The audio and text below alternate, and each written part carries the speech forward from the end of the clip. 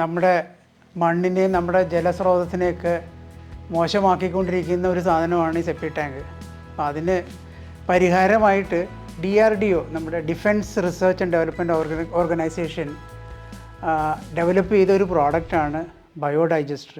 ബയോഡൈജസ്റ്ററിനകത്തെ process എന്ന് പറഞ്ഞാൽ പ്രോപ്പറായിട്ടുള്ള അനറോബിക് പ്രോസസ്സ്. ഇതിന് 4 കമ്പാർട്ട്മെൻറ്റാണ്. ഈ ക്ലോസറ്റിൽ നിന്ന് അല്ലെങ്കിൽ ടോയ്ലറ്റിൽ നിന്ന് വരുന്ന ഔട്ട്ലെറ്റ് നേരെ വന്ന് ഇതിൻ്റെ ഇൻലെറ്റിലോട്ട് വരും. ഇതാണ് ഇതിൻ്റെ ഇൻലെറ്റ്.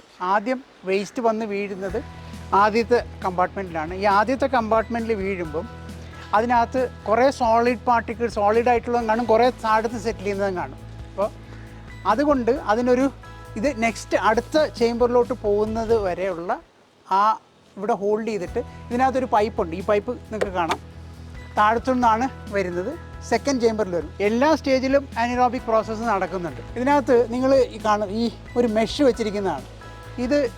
ഈ മെഷിലാണ് ബാക്ടീരിയ ഇരിക്കുന്നത്. അവിടുന്ന് വന്നു, സെക്കൻഡ് ഇതിനകത്ത് വന്നു, ഇവിടെ വരുമ്പോഴത്തേക്ക് ഏതാണ്ട് കംപ്ലീറ്റ് ഡൈജഷൻ കഴിയും.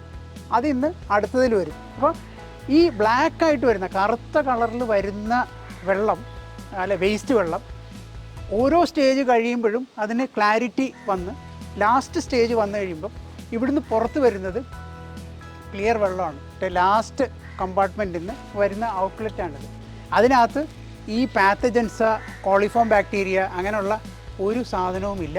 ഈ വെള്ളം നമുക്ക് ചെടി നനയ്ക്കാനായിട്ടുള്ള കാര്യങ്ങൾക്ക് ഉപയോഗിക്കാം. രണ്ടാമതൊരു ഫിൽട്രേഷൻ കൂടെ കൊടുത്തിട്ട് വേണമെന്നുണ്ടെങ്കിൽ നമുക്ക് അത് വണ്ടി കഴുകാൻ അങ്ങനെയുള്ള കാര്യങ്ങൾക്ക്, ടോയ്ലറ്റിൽ റീഫ്ലഷ് ചെയ്യാൻ വേണ്ടിയിട്ട് വരെ ഉപയോഗിക്കാം. അതിനൊരു സെക്കൻഡറി ട്രീറ്റ്മെൻറ്റ് വേണമെങ്കിൽ നമുക്ക് ചെയ്യാം.